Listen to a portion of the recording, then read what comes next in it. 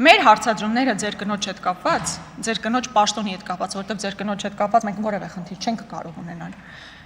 Այն տրամաբանության մեջ է,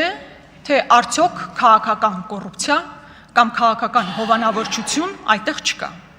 Եվ բոլոր հիմքերը ունենք կարծելու, որ կա քաղաքական հովանավորչություն։ Ես չեմ բացառում, որ ձեր կինը նույնիսկ լավ մասնագետ է, նույնիսկ շատ լավ մասնագետ է, բայց արդյոք եթե ինքը չհանդիսանար Հայկ Կոնջորյանի կինը, կնշանակվեր այդ պաշտոնին, թե ոչ։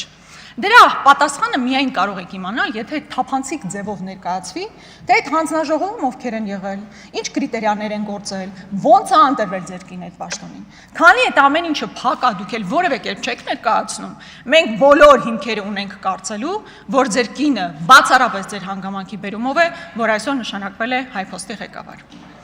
Երկրորդ հանգամանքը աշխատավարձի հետ կապված։ Այն պարագայում, երբ հազարավոր աշխատակիցներ նույն այդ պետական հիմնարկում ստանում են 80,000, 100,000 դրամ աշխատավարձ, իսկ ձեր կինը ստանում է մոտ $10,000 աշխատավարձ, դա չի կարող հարցեր չառաջացնել,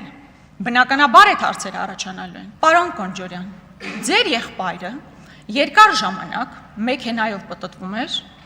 եւ մեկ այլ անձի տան մոտով անցնելիս հայհոյում էր, սպառնում էր, բայց դա էլ հերիք չի, նրան ուղեկցում է պարեկը։ Ինձ մի հատ խնդրում եմ բացատրեք, այդ ոնց է տենց ստացվում։